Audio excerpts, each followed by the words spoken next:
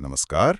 संचित तकसली की किताब द ट्रूथ अबाउट इन्वेस्टिंग पर आधारित हमारी इस खास चर्चा में एक बार फिर आपका स्वागत है। हम चैप्टर 10 निवेश के उपकरण पर बात कर रहे हैं, जिसका मूल विचार है कि निवेश में सफलता के लिए गणनात्मक बने। हाँ, और पिछले अंक में हमने रिसर्च में आलस्य और उससे होने वाले पूर्वाग्रह मतलब बायस के खतरों पर बात की थी जी। और आज हम मिथ 86 पर चर्चा करेंगे जो मुझे लगता है कि हम सभी ने कभी ना कभी महसूस किया होगा। बिल्कुल। ये उस उलझन के बारे में है जब बाजार के शोर और इंटरनेट पर मौजूद अनगिनत जानकारी के कारण यह समझना मुश्किल हो जाता है कि रिसर्च शुरू कहाँ से करें। हाँ। एक एहसास होता है कि रिसर्च जितनी करो उतना कम है, समझ ही नहीं आता क्या क्या स्टडी करें। मतलब जानकारी का एक ऐसा सैलाब है जिसमें डूबने का डर लगता है। ये एक बहुत ही आम समस्या है और लेखक इसे एक बड़ा जाल बताते हैं। होता यह है कि इंटरनेट पर जो असंरचित संसाधन है और बाजार का जो शोर है उसके कारण निवेशक अक्सर भ्रमित हो जाते हैं। वो कंपनी के मैनेजमेंट, उसकी चुनौतियों और फाइनेंशियल हेल्थ जैसे ज़रूरी पहलुओं के बजाय सिर्फ उन चीज़ों से अपनी रिसर्च शुरू कर देते हैं जो सबसे ज़्यादा शोर मचा रही होती हैं। जैसे कोई ताज़ा खबर आ गई या बस कंपनी के बिजनेस मॉडल के बारे में कुछ सुन लिया। बिल्कुल। और यहीं से ये धारणा बन जाती है कि रिसर्च तो कभी पूरी ही नहीं हो सकती। अच्छा। और इसका नतीजा ये होता है कि लोग फिर सबसे आसान रास्ता चुनते हैं, जो ऑनलाइन जानकारी आसानी से मिल रही है, जैसे मीडिया रिपोर्ट्स या किसी एक्सपर्ट की राय, उसी पे भरोसा कर लेते हैं। सही बात है। एक तरह से हम अपना काम दूसरों को सौंप देते हैं, ये सोचकर कि भाई उन्होंने तो मेहनत कर ही ली है, तो अब हम क्यों करें। और लेखक के अनुसार यही सबसे बड़ी गलती है। ये पोर्टफोलियो के लिए एक बहुत बड़ा जोखिम है। बहुत बड़ा। स्ट्रक्चर्ड रिसर्च करने की आदत ही नहीं डाल पाते।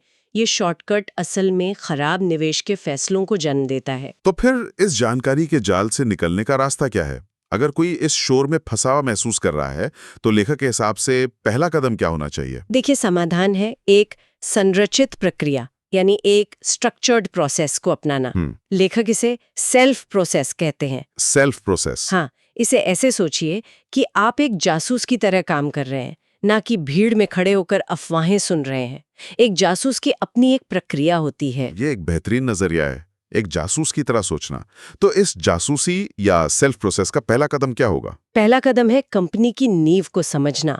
उसका बिजनेस मॉडल क्या है, उसे चलाने वाले लोग कौन है, मतलब मैनेजमेंट कैसा है, उनका विजन क्या है, और कंपनी में कॉर्पोरेट गवर्नेंस के मानक कैसे हैं। अच्छा, मतलब क्या ये एक ऐसी टीम है जिस पर लंबे समय के लिए भरोसा किया जा सकता है? बिल्कुल। ठीक है। तो एक बार जब बिजनेस की नींव और उसके किरदारों की समझ आ जाए तो मुझे लगता है कि अगला कदम ये देखना होगा कि ये कंपनी अपने क्षेत्र के दूसरे खिलाड़ियों के मुकाबले कहाँ खड़ी है। बिल्कुल सही। इसे ही हम प्रतिस्पर्धी विश्लेषण या पीयर एनालिसिस कहते हैं।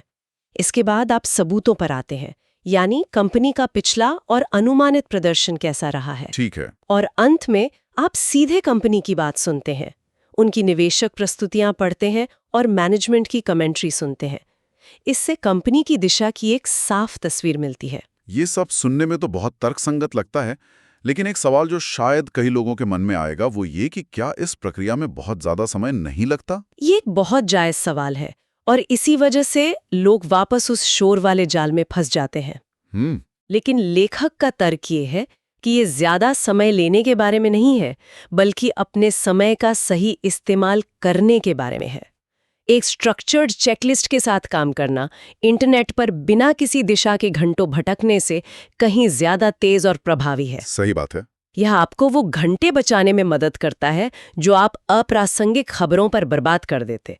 कुछ घंटों का केंद्रित काम कई दिनों की दिशाहीन खोज से बेहतर है। तो मिथ 86 का असली सार ये नहीं है कि हमें ज्यादा रिसर्च करनी है, बल्कि हमें समझदारी से रिसर्च करनी है। खबरों के शोर और फोमो यानी फियर ऑफ मिसिंग आउट से आगे बढ़कर एक विश्लेषणात्मक और तार्किक प्रक्रिया अपनानी है। एकदम सही। जानकारी के अंबार से अभिभूत होने की बजाय एक संरचित फनल बनाना जरूरी है। और ये हमें एक बहुत ही महत्वपूर्ण सवाल पर छोड़ जाता है जिस पर सोचना चाहिए। वो क्या है? अगली बार जब कोई निवेश का अवसर सामने आएगा तो हमारी प्रक्रिया एक व्यवस्थित चेकलिस्ट जैसी होगी या इंटरनेट पर एक अंतहीन खोज जैसी? ये एक बेहतरीन सवाल है सोचने के लिए। अगली चर्चा में हम मिथ 77 पर बात करेंगे। पिछला प्रदर्शन ही कुंजी है। ये धारणा कि पिछले साल इस कंपनी ने 3x रिटर्न दिया है तो इस साल भी दे सकती है। एक बहुत ही दिलचस्प मिथक है ये। क्या सच में पिछला प्रदर्शन भविष्य की गारंटी है? जानने के लिए हमारे साथ बने रहिए।